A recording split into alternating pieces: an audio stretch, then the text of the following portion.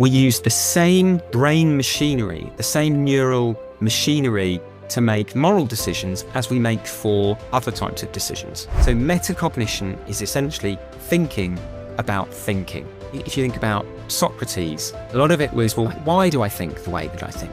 It's this idea of introspection, self-reflection, knowing about ourselves. Why am I optimistic? I think that one of the strengths that we have is that we can use what we now know about the brain, about how humans work. We can use that self-knowledge to better understand why humans fight wars and also lose and win wars. And we can use that self-knowledge in our time to hopefully avoid war if we can. That's one of the things that we can do as informed citizens, is try and be better informed and understand the world a bit more realistically ourselves.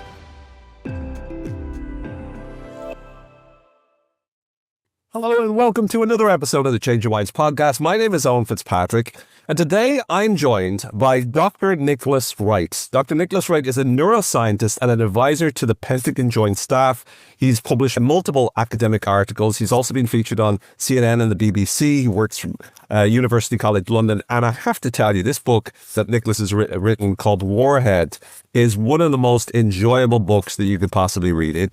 Initially, when I was reading it, I thought I was just going to dive into neuroscience and the war, and indeed it does do that. It walks us through so much of what we call war and what goes on in terms of the brain, and it goes right from the brain stem all the way up to the frontal pole, and it gives us a comprehensive view, but it also is great to educate you as in the area or the field of neuroscience as well. He touches on things like creativity, metacognition. There's a lot of great stuff in this book, and it's also enjoyable because there's so many stories, and there's plenty about World War II in particular, which I don't know if you're like me, but I love reading everything I can on that.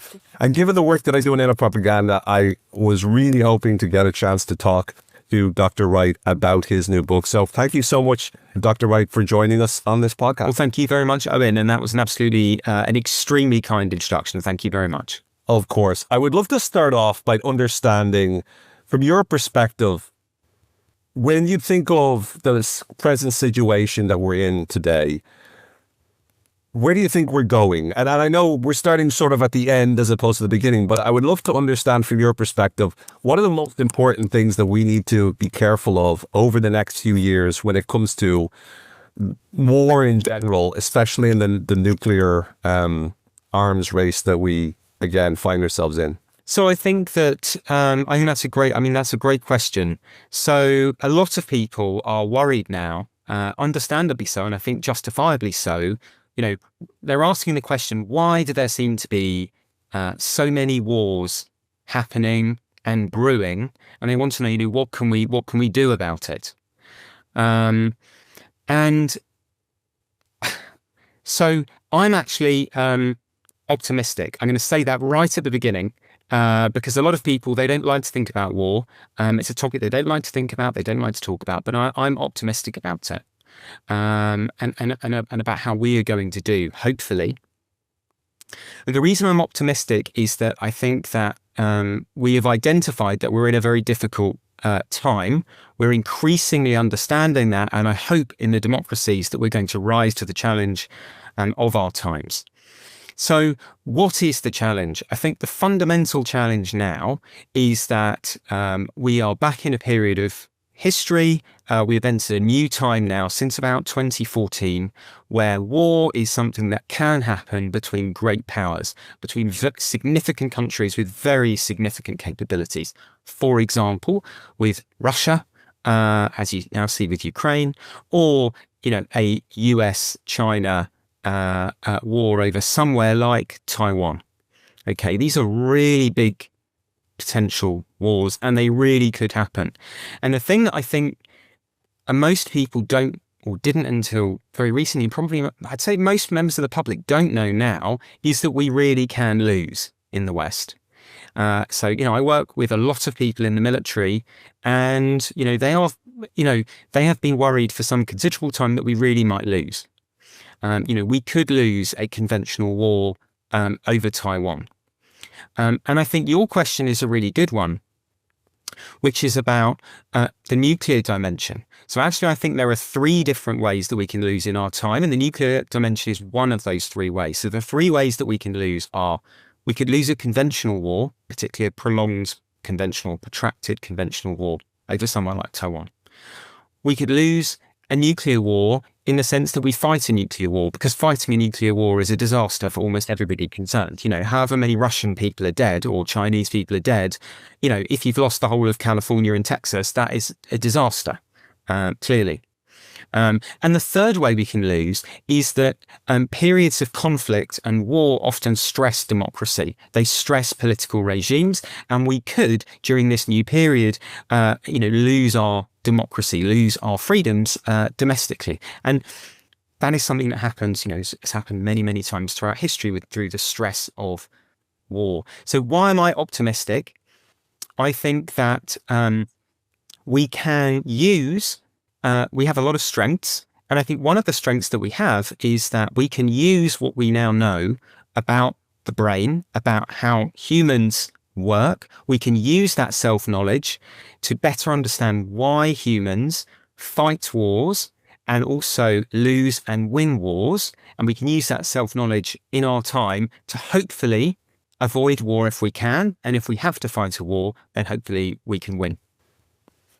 I love that answer, Nicholas. I do want to touch on getting your opinion about something, and that is, in the world that we have it today, especially based on the whole, that quote, history is written by the victors, there is this sense that whenever a country goes to war, it's justified because the country is the civilized, let's say, government. If they're not a government we like, then they're not really a government, they're a regime. And if they go to war, then it's the worst thing ever. If a terrorist goes to war, and once again, when we say the word terrorist, one person is terrorist, another person is freedom fighter. So we all have a phenomenal capacity to justify war. And one of the things that I'm fascinated about is why we believe what we believe. And that's what my area is all about. And when we look at the justification, how do you, from a neuroscience perspective, look at, when a country declares war, whether they're the right side or the wrong side of history? Because ultimately speaking, all war is the pursuit of, I suppose, conquering another, beating another, winning over another, which will require the death of a lot of people. And it's hard to turn around and say it's wrong to go into a country that's suffering and not to help it by invading it. But at the same time, I think there's a naivety there to think that's the only reason why you're going in. And then on the flip side, if a inverted commas terrorist attacks you, we all immediately think about 9/11 or think about different situations. And we go, that was the worst thing ever. That was disgusting. I can't believe they did that, which I still believe. But at the same time, when the shoe is on the other foot and there's an official government behind that, doing that, how do you parse out that? How do you look at it? Do you even look at it? Do you just sort of go, look, it's so complex, it's difficult to figure out? Like, what are your thoughts, given your expertise and experience? Yes. I mean, again, a really good question. So what I would say is, let's take, you talked about World War II. So let's take World War II as an example. Heinrich Himmler, who was literally the head of the SS, he was not a nice man. Let's put it bluntly, right? He believed that the war he fought and the actions he ordered and that his men undertook were entirely justified, were morally justified, right? Plenty of writings about this. He wasn't, he really thought he was doing the right thing. And everybody, every nation and every person, involved in a conflict, as you say, believes they're doing the right thing. Winston Churchill, for example, a lot of people, maybe they think he was, wanted to fight the Germans out of expediency or whatever, perhaps. But Clement Attlee, who was one of his political, opponents, said that before the war, Churchill cried as he told him about what was happening to the Jews. Right? He actually cared about it. And we can have a whole discussion about the rights and the wrongs of different things. But to some extent, every country thinks they're right to go to war, as you're correct. Also, countries that are neutral also think they're right to remain neutral. A lot of key smaller European democracies refused to go to war, literally up until the point at which the Germans invaded them, by which time it was too late for them to make a meaningful addition. So why is that? So I think actually, this is again a good example of where understanding how we operate as humans actually helps. So how do we make moral decisions? So probably the biggest discovery in how we make and the neuroscience of how we make moral decisions is that we use the same brain machinery, the same neural machinery to make moral decisions as we make for other types of decisions, right? And so how do we do that? Now, one of the ways that we do that is so our brain makes decisions using what is essentially an orchestra of different systems, right? An orchestra of different models for understanding the world and making actions in the world in order to achieve its goals. That's how our brain operates. So we have an orchestra of different amazing brain systems that all work together to help us make decisions, including moral decisions. So one of the things we do in these moral decisions, or one of the inputs to these moral decisions, are our visceral instincts, our beliefs. This feels unfair to me, right? Or this feels unfair to you. Or this feels this risk, I might think that this feels like an unpleasant or uncomfortable risk that I might be taking, or I feel anger, or I feel fear, right? Emotions, all of these different visceral instincts. And we really feel them, we really feel them welling from somewhere deep up inside. And when we say that we really feel these things, we're not being disingenuous, we're not lying, we're not saying it's not true. And often because it feels like that to us, it's very difficult to see that other people also feel things equally strongly, and they may feel them, but differently to us. And they're not necessarily being disingenuous. So I think that's an example of where understanding how we make moral decisions. So I can come back and talk more about the different systems we use. It can help us understand why, yes, everybody feels they're right and wrong, but actually, I'm going to give you one last thing to do with our models, which is a link to reality. Okay. Now, our models, a lot of people say we can do anything. Our models can, conjure up anything. There's no such thing as reality. There was no Gulf War, all the rest of it. Although they probably don't say that if they, trip over on the stairs. So, but I think that actually you can say things are closer to reality. And for example, in World War II, every side was imperfect, and Hitler's Nazi Germany was worse than the Allies. Well, if you take the Churchill example, Churchill in many ways was one of the heroes of World War II. But at the same time, if you look at some of his other past in terms of Africa or Ireland and some of the decisions he made there. So to your point, I think you could have, there's a lot of complexity even in human beings that on the one hand, they could be really good and another, they could be different. For the actual brain, and I love the fact that you were walking this through there, there's parts of the brain, for example, responsible for what we believe, what we value. There's the work of Professor Emily Falk, and she's a new book out on what we value and explores the different brain systems there. Things like the ventral medial prefrontal cortex, that feeling of rightness and this is me. But that feeling of rightness is also caught up with this is me. And I think to a degree, could it be argued that what we believe is morally true is very much influenced by the culture that we've grown up in, number one. Number two, our own identity. Number three, our own group conformity, our desire to be part of the group. And I think you've written extensively about, this side of things and how we, almost like the theory of mind, how we swap into other people's point of view or perspectives on it. So from that sense, have you any thoughts on what are the most important things that need to happen or need to be done to influence the big power owners, the big decision makers that can start to move us more towards being better?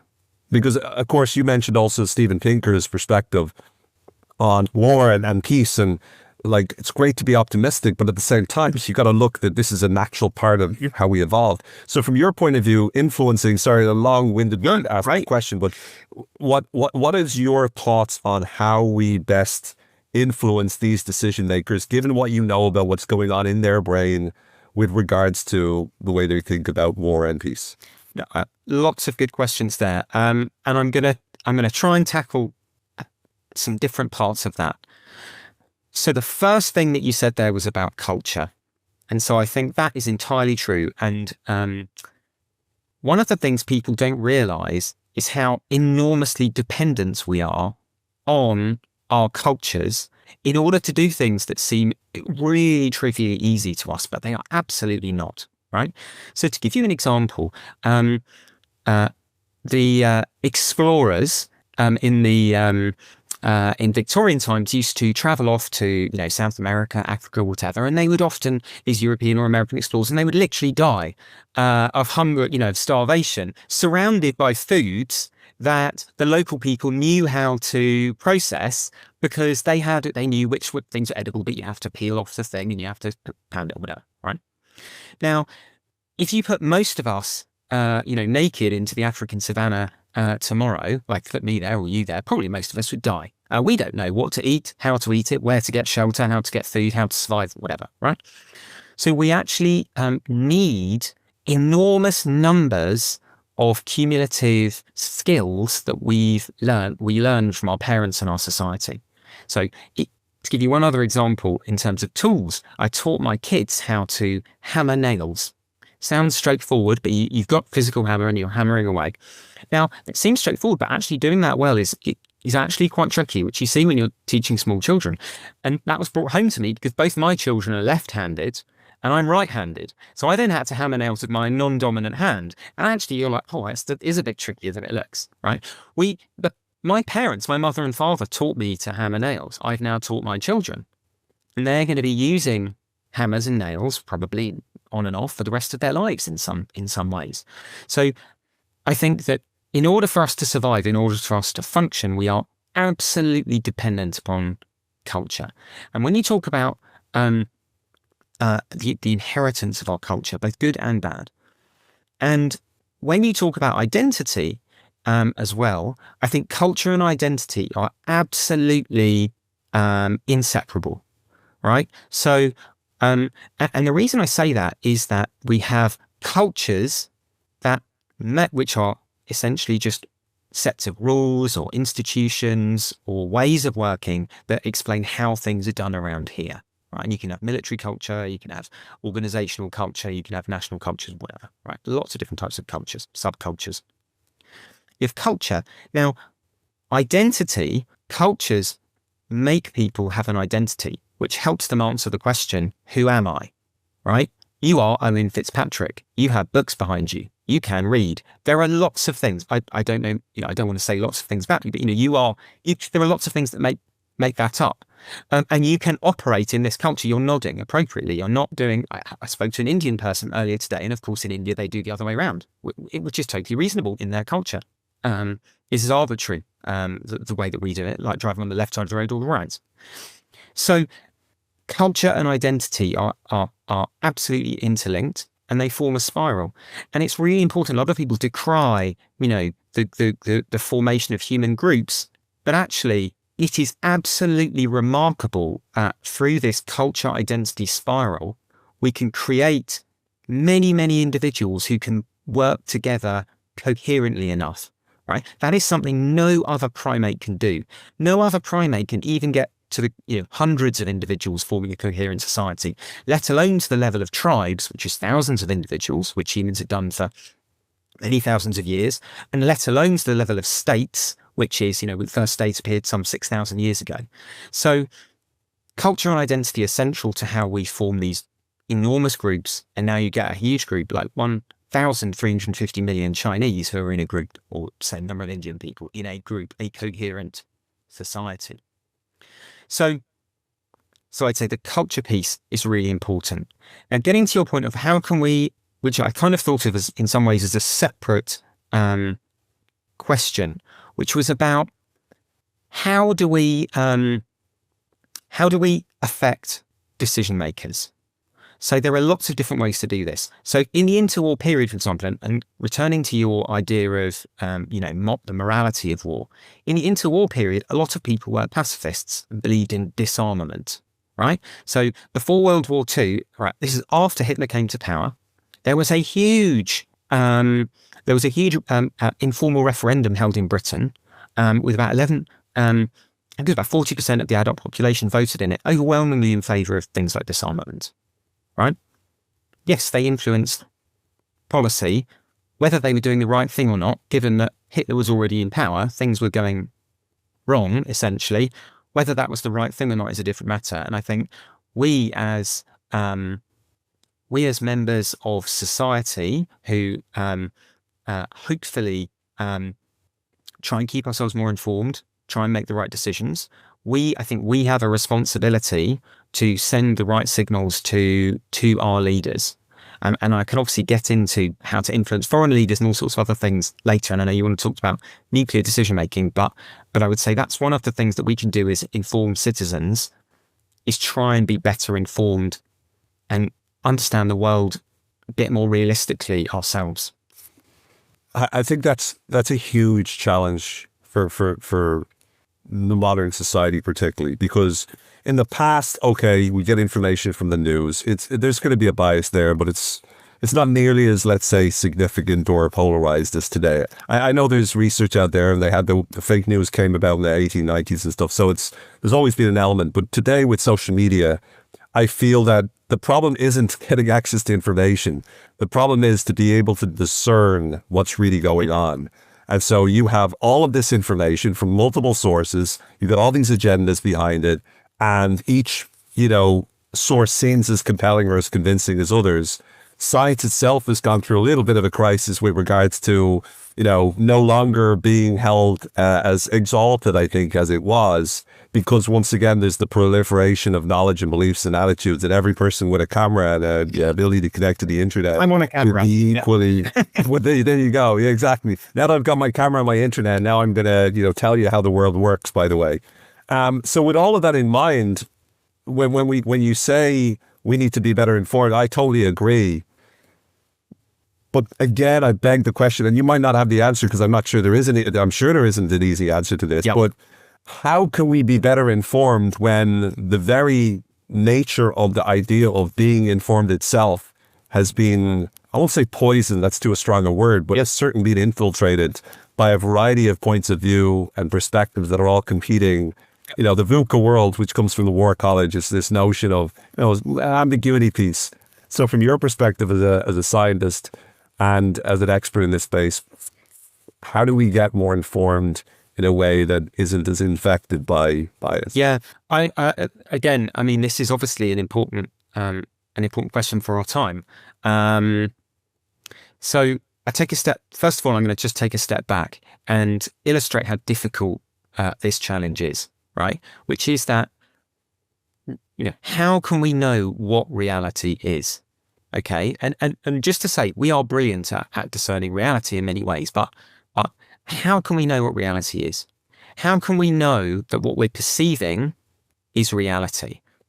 To give you the example of perception, so I'll get to a really a simple example, which is how we do visual perception. I'll just keep this visual perception. Right, a common sense idea of visual perception is basically I have eyes with loads and loads of cells on the retina with rods and cones that can identify colours and black and white and so on. And I get all that information. It's summarised in some way and fed up to some kind of passive television set in my brain, and then I can look at that TV set and go, oh, there's a teacup over there on that table. I'll have a cup of tea, right? So we kind of intuitively, it feels like there is a passive television set somewhere in our brain. That's what we're seeing, but we know that absolutely cannot be the case. So to give you an example, so we have, if you just sort of look straight ahead now, you'll probably see, if you're not colorblind, a scene in front of you with colors all the way out to the edges. Right? If you just look straight ahead, keep your eyes fixed, and the edges have probably got colours in. Right? I've got green walls in my office. But we know that actually it's only the centre of your retina that has color detecting light sensors in it. All of the outside of the retina has just essentially light and dark detectors, right? So any colors that are there in the periphery of your visual field have been applied externally, right? They've been applied externally. They've been applied by your brain. They're not being received up from the light receptors on your retina right now. Another thing, you can make people have visual hallucinations. They can see things. They can hear entire choirs, right? They can see Baroque buildings, right? If you stimulate parts of their brain with electricity during neurosurgery, which I've been involved in over the years, or if they take hallucinogenic drugs, which I'm not going to admit to on your program. So we know that it can't just be past television set. What we actually see is a controlled model of the world. That's what we're perceiving. We're perceiving a model. So I know what faces look like, and I have a model of faces, and so I have a model of your face, right? And I use that model. You were wearing a shirt, but actually, if they just changed that shirt using generative AI from a blue shirt to a white shirt whilst I'd been looking away for a moment, I probably wouldn't have noticed, right? Because a lot of things are filled in by our model. Now, that model is anchored to reality by information we get from our eyes. Yes, because I may expect to see cars driving on the left side of the road in London rather than the right, but if a car is driving on the right side of the road, then I need to use that visual information to update what I'm doing. And so I actually need to have my model of the world, which assumes cars drive on the left here, anchored to reality. So given that that's the case, why aren't we constantly hallucinating? Why aren't we constantly seeing things that aren't there? And it's actually and that's just with visual perception, right? Which is something that, birds can do, that dogs can do, that chimps can do. Once we get up to much bigger things like ideas and so on, they are very tenuously linked to reality often. What precisely does the Federal Reserve mean? What is the Federal Reserve? Most people, they're models of these things. What is the economic cycle? What are interest rates? How good are you at public speaking? Most people, for example, they ask most American students, how good are you at public speaking? And the majority of them think they're much better at public speaking than they actually are. How good are you at leadership? Oh, I'm amazing. Almost miraculously, the great majority of people are well above average at most difficult things, seemingly. So those things are very poorly anchored to reality. And I think that that's always going to be a challenge. So that's the baseline challenge we face. So how can we do better? So I think the way that we can do better as individuals is by trying as best we can to choose organizations that we trust more, where their intentions we trust more, where they're fact-checking that we trust more, and so on. And I think we also have to take on responsibility ourselves. So a lot of people spend a lot of time on social media. A lot of people spend a lot of time reading ultimately what is trivia. And I read trivia too. I love trivia. It's great. It's great fun. But I'll just give you two examples of people who did, even in the most difficult, difficult circumstances, manage to educate themselves, give themselves a broader depth of knowledge for which to understand the world. So Eisenhower, President General and then President Eisenhower, his career was in the doldrums, and he was sent off, and he basically went off to Panama to be a military officer in Panama for a bit. And when he was there, someone took him under his wing and gave him lots and lots and lots of history to read. And that radically altered how well Eisenhower did. He then went back and he aced all of his exams. He did brilliantly and went on to become 5-star general and president of the United States. Right. Another really remarkable person, I think most people will be familiar with, Nelson Mandela. So I remember years ago going to Robben Island, which is where he was incarcerated during the apartheid era. And you see, he had a minuscule cell, right? They did not have a lot of facilities.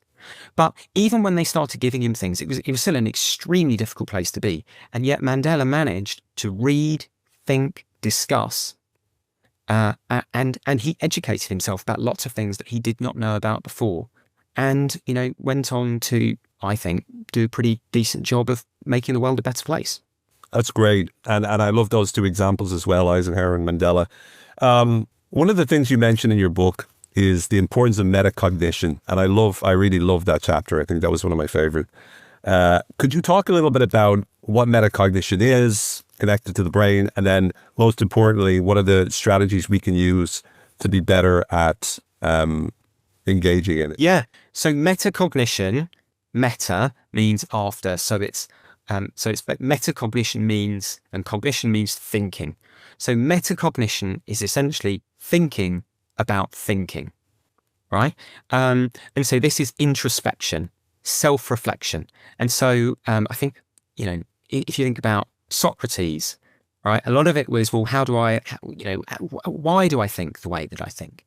The Oracle of Delphi was inscribed there was know thyself. Love that, right? So same in Lao Tzu in China, lots of ancient Chinese things, or Sun Tzu, it was, a man who knows himself and his enemy will win 100 battles, right? So this idea of introspection, self-reflection, knowing about ourselves. So yes, we've known about it for 1,000 years, but what we're doing now is we're working out how it actually works in the brain. And so we can do some experiments. So if I could I can walk you through one of the experiments that I did with my good friend and collaborator, Steve Fleming, who's at UCL. So you, for example, Owen, would come to our laboratory in London at Queen Square, and you would walk downstairs and you would go through a little labyrinth, and then you'd sit in a testing room, and you would look at a computer screen. And you would see some patches shown on the screen, flashed once and then flashed a second time. And your job is to say whether you thought that there was a brighter image in the first one or the second one. So you just say first or second. So you've made a decision. And then after that, we then ask you, how confident were you in your decision? So you've now made a decision, you've been thinking. And so now you have to think about your own thinking, right? You have to think about your thinking. So this is what metacognition is. And so you could say, do you know what? I just actually think I was I just don't know. So I'll put a 2. I actually, now I think about it, I just don't know. Or you might say, no, I'm absolutely confident my decision was right. And they put a 5. And what we can do is we can actually, unbeknownst to you, because that's what psychologists' experiments tend to do. Unbeknownst to you, what we will do is we will actually fix everybody's performance at the same level. So everyone is roughly at, 70% is I think what we used. Something like that. Everyone's actually performing at the same level. So what we can actually see is how good they are at introspecting, about reflecting on their own decisions. And now there have been huge numbers of experiments on this, but what we've discovered is basically that there are areas of the sort of frontal pole, this really the very end of the journey through the brain, from the brainstem right at the base, all the way to the frontal pole. That frontal pole, it changes in its structure and its function, the better or worse you are at metacognition, at thinking about thinking. And now we've gone on and looked at lots of different experiments, and loads of labs around the world have tried different things and really exploring this. There's been an explosion in research on metacognition over the last 15 to 17 years or so. So, and we looked at, there's a lot more going on, and they've looked in the real world and so on. So what can we actually do, which is also what I think a lot of your listeners would like to do, is they're not coming to my lab to press buttons and beeps and boops and all the rest of it. What can I actually do?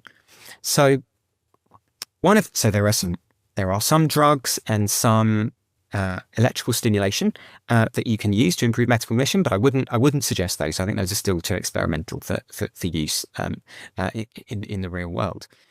So what we can do though is we can actually use things like so first of all is to understand what we are good and not so good at. So, and to understand the way things seem to be, just like it seems that I perceive the world in a certain way, that doesn't actually mean that's really how my visual perceptual system works, right? And so in that way, well, how good am I at actually at public speaking? So, so one thing would be to get feedback on how good you are, for example, at something, to understand the types of mistakes people typically make. So that's one type of area, and you can work that into your system. So Jeff Bezos, for example, worked that in. The idea of introspection was worked into how he tried to get his executives to think, to get this introspection going. The other thing, of course, is to work in teams. So working in teams and in particular in teams to get people who don't necessarily agree with you, right? So Churchill, you mentioned Churchill. Churchill in World War II, he could have had a yes man. He was in charge. He could have had a yes man as his chief military, as the chief of the British military, but he didn't. He got Sir Alan Brooke, who was extremely robust in a lot of the opinions that he gave to Churchill, right? You do that. Even Stalin, who was not a namby-pamby when it came to taking advice, he ran World War II largely by committee, and he took advice from key military leaders like Georgy Zhukov, who was probably the key military figure of World War II. Right? He took advice. He had other people providing alternative perspectives, and so I think that is another really vital way. And then a third way is deliberately getting alternative perspectives, trying to take alternative perspectives. This is actually a lot of the type of thing that people are trying to do with generative AI now, and people in the intelligence community in the US are trying to get generative AI to help do this, critique things, take alternative perspectives. And we can do that too. So, and this will be the very last point. So, for example, in that last chapter you talked about on metacognition, I've been going through history and I've been looking at it from a variety of different perspectives, but I've tried to take multiple different perspectives. So one of the chapters is China's World War II. How did World War II look from their perspective? And the last chapter on metacognition looks at the last 35 years of history from a Chinese perspective. So you mentioned 9/11. Now, the reality is that 9/11 in China, yes, it was, the Twin Towers. Yes, it was bad. I personally remember precisely where I was when I heard about 9/11. I was in a GP practice in North London as a medical student in a seminar room, right? For people in China, it just was not such a big deal. Not because they're nasty people or whatever. It's just, it happened very far away with people they didn't know anywhere near as well as, like, I had relatives in New York. And so I think sometimes seeing things from another perspective, trying to put yourselves in the shoes of others, that's another really powerful way of priming our metacognition. I love that. And I think from my perspective, thinking about how people could use these kind of things, I'll just give a simple sort of example or scenario. What I found useful is, let's imagine you've got some sort of negative thought or negative limiting belief that you have, that you've identified and you understand it. One of the questions to ask yourself, and I think they do something similar to this in motivational reasoning and motivational interviewing, but to ask yourself, how confident am I in this particular belief? Like, how sure am I that I'm going to always be useless at public speaking? And just the question itself helps you to not only get a little bit more distant, but it also helps to activate, I presume, that sort of metacognition skill, and allows you to be able to start to make adjustments. And indeed, meditation, you could argue, is something that promotes metacognition, because the idea of meditation largely is to observe what is, and sometimes observe the world, right? But oftentimes it's about observing what your thoughts are thinking at that moment, so you can see them going by as if they're distant from you and whatnot. So I think metacognition is such a critical part of helping people to overcome some of the battles that they might be facing from a mental health standpoint as well. Would that be fair? Yeah, I think so. And or to give you another thing, I mean, in many ways, so I think one of the challenges we face now is that we have an explosion in anxiety disorders, self-reported in many Western countries, particularly the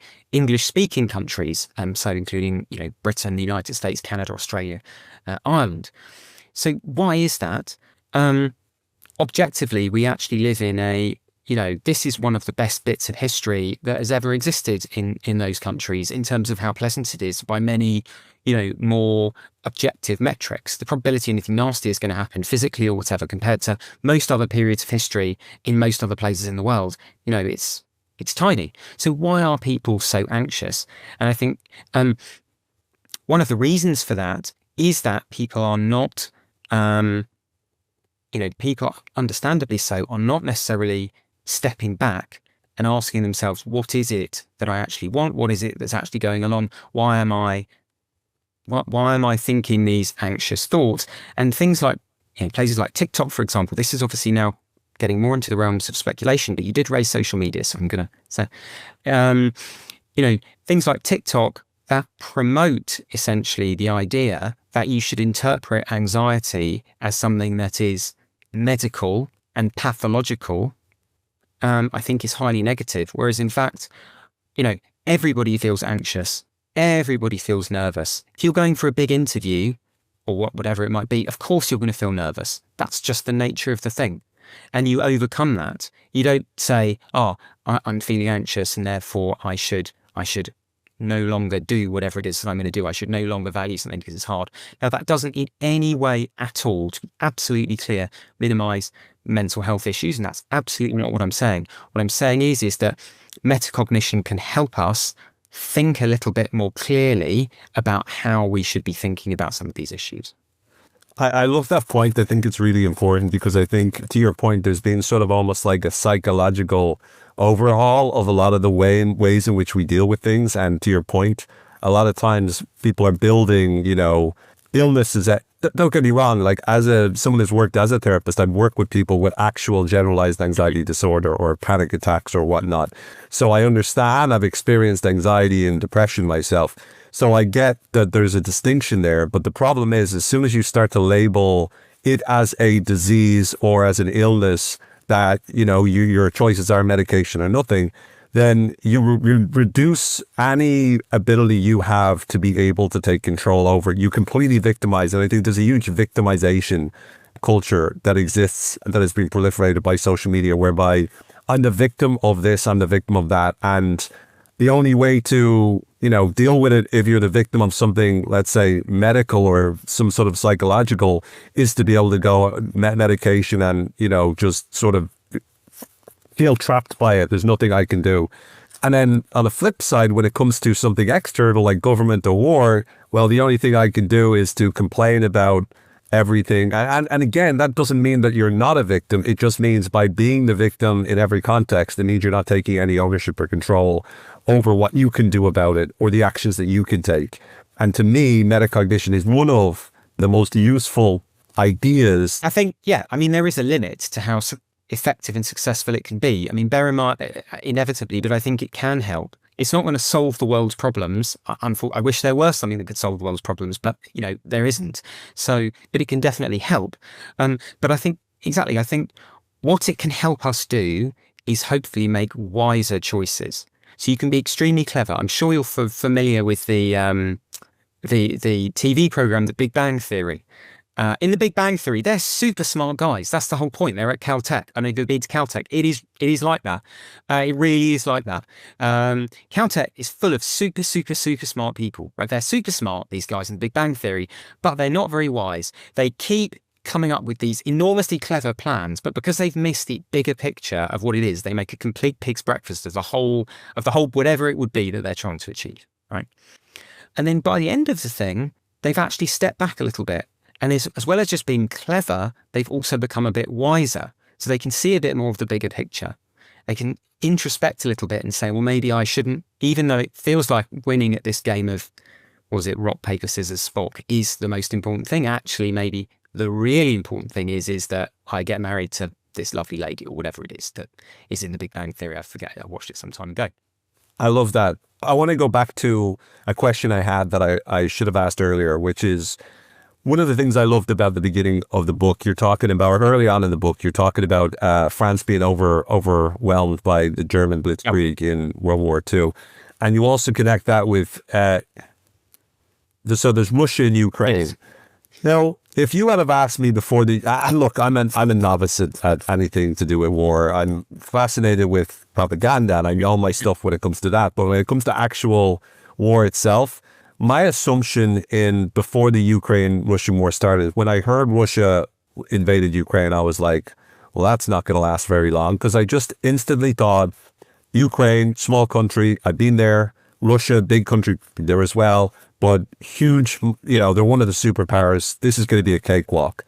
So you look at the US and Vietnam, but again, I suppose there was a Russian element or Soviet element there. But you look at, let's say, Ukraine, Russia, and you look at Germany and France, who, my assumption again, many years ago was that, France was an okay country, but it wasn't like particularly strong army. But to your point, they were actually, regarded as one of the toughest. So how does that happen? How do the Germans obliterate the French defenses so quickly? How does Ukraine repel Russia despite the obvious size difference? I mean, this is a really important question, and this comes back to the thing: and how do you, not just why do we fight, but how do you win or lose wars? And again, we could lose in our time. So why did France lose, and lose very badly, and why did Ukraine not lose so far? And it's not over yet. So I think let's look at the Battle of France. So again, most people kind of think, well, the Germans had all these amazing tanks and aircraft and they were just brilliant. And the French had sort of, rattly old rusty tanks or whatever. And so it was inevitable that the Germans were going to win. Absolutely not true. The French had won, the Germans had lost World War II only just over 2 decades before. France was thought to have the strongest army in the world. France's defenders, which was Britain and France, we had more tanks, more planes, more troops, more trained troops, more guns. A lot of our tanks were as good, if not better, than the German tanks. But what the Germans did, which was so effective, was they harnessed the brain, essentially. They harnessed the human abilities for skill, deception, will, speed of thought, and smarter decision making. And most importantly, they harnessed surprise. So literally, one of the key architects behind this was a chap called Heinz Guderian, who is a German panzer or tank leader. And he'd literally written a book that was published only a couple of years before the war, entitled Beware the Tank, in which he basically said surprise is really important. And yet the French were completely oblivious to all of this. They thought the Germans couldn't possibly do what they were going to do. And so the Germans got through superior decision-making, speed, skill, and surprise. So that's how they created the initial opening. But then why did France collapse within only 7 weeks, right? Less than 7 weeks after the German panzers first started rolling on their attack on May the 10th, 1940. Less than 7 weeks later, Hitler was having his victory parade up the Champs-Élysées. And that came down to the will to fight. The French, yes, they were beaten after the first 2 or 3 weeks. But the reason why they collapsed so quickly is that they absolutely lost the will to fight. Not everybody. De Gaulle, a small number of people did leave and they fought on, but the great bulk of people, the army, the political leadership, essentially there was very little will to fight. And now, counter that to, contrast that to Ukraine. So in Ukraine, you're absolutely right. And you weren't the only person who thought the Russians were going to win in Ukraine. The advice given to, President Zelensky was, let us get you out because otherwise you're going to die within the very near future, right? But instead, what the Ukrainians had was the Russian invasion was incompetent, so they did very poor planning. So they weren't the Germans in May 1940. They were, bumbling in many ways, which was a good thing. Even though they outnumbered the Ukrainians 12-1 north of Kiev, but they just made a complete pig's breakfast of the planning side of it. So that was one thing. And the other thing is the Ukrainians had the will to fight. They had the will to fight. They had the will to stand up to the Russians and fight, despite the fact that they were outnumbered 12-1. Because obviously, for anyone, they were running history forwards. They didn't know they were going to win that fight north of Kiev. They were outnumbered 12-1. What were the chances? And yet they stood and they fought very bravely, and they repelled the incompetently conducted Russian invasion north of Kiev. Right, that was absolutely central. Oh, and Brilliant. I'm going to say another thing, which is another thing that is really important, which is training, right? The French did not, right? The Germans there was a period of 8 months called the Phony War, right? Where virtually nothing happened on the Western Front. Some stuff happened at sea and in the air, yes, but nothing really happened on land on the Western Front. The Germans used that to train and train and train and train. Right, and I talk about training and deliberate practice and how you can become excellent at skills and all the rest of it in the book. The Germans used that time to train, but the French didn't, and that was a catastrophic failure for the French. And one of the things that people often talk about with Ukraine is that because the Russians had done their covert invasion in 2014 with the little green men, and the Ukrainians were already fighting. A lot of Ukrainians already had some experience, and the Americans and the British and the Canadians in particular, right? Those countries were training and equipping a lot of the Ukrainian military before the February 2022 invasion. And that training was also vital to give them the skill to defeat the Russians. You're really fascinating stuff. Honestly, I could talk to you forever, but we'll get into the quickfire round as we bring it towards the end. I'm just going to ask you some questions about some of your favorites. First of all, favorite movie? At the moment, I just watched it with my son. It's black and white, and he still managed to watch it all the way through. So, Seven Samurai. Terrific movie. Favorite author? At the moment, Cersei Liu, who wrote The Three-Body Problem. Favorite book? At the moment, I'm going to say the Three-Body Problem trilogy, but I think the second of the three books is my favourite. Right now, that's my Very cool. Favorite artist? Good God. When I was younger, Goya, who's a Spanish artist. Yeah, I'll go with Goya. I always used to like Goya. Favorite musician? Favourite musician? I know who I'm going to say, because I think you're Irish. This is who I love. He was my number one guy when I was a kid. James Galway. Very cool. Favorite philosopher? Oh, do you know what? It has to be, if I have to choose one, because everyone else's foot next to him, I have to choose Plato. But you've really put me in a difficult spot there. Listen, the hardest questions always come at the end. Favorite TV series? I really enjoyed SAS Rogue Heroes that I watched recently. Really enjoyed that. So I'm going to say that right now. A desired superpower? Oh, living forever without aging, or, deteriorating materially. If you could travel anywhere, past, present, or future, where would you go? Oh, the future. I really want to see how things turn out. I mean, if I'd been a 19th century person, I would not have predicted today very well. And I'm fascinated to know how things turn out. If you could live anywhere besides where you live? Washington, D.C. If you could have a career besides what you have? Yeah, I probably would have gone into the military. And one piece of advice for the world, if you could share it on a billboard? One piece of advice. Use your self-knowledge.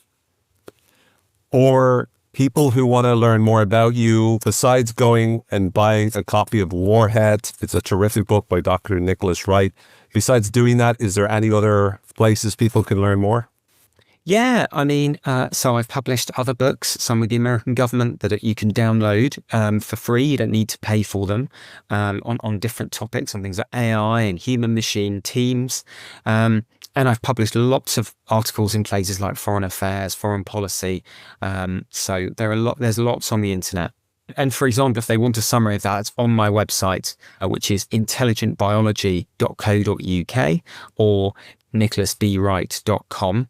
And that has links to lots of different talks I've given and online events that I've done. They're on the website. Terrific. Thank you so much, Nicholas. Let me tell every one of you viewers and listeners out there, Warhead is a terrific book. You're going to love it. It's really fascinating in terms of the history and neuroscience. If you like neuroscience and if you like history, you'll struggle to find a better book this year. So get your hands on it. Highly recommend it. Nicholas, thank you so much for a really enjoyable conversation. Thank you so much. Thanks a lot, mate. Take care. And take care, everyone. Until the next time, be well, and may the force, as always, be with you all. Thanks for now.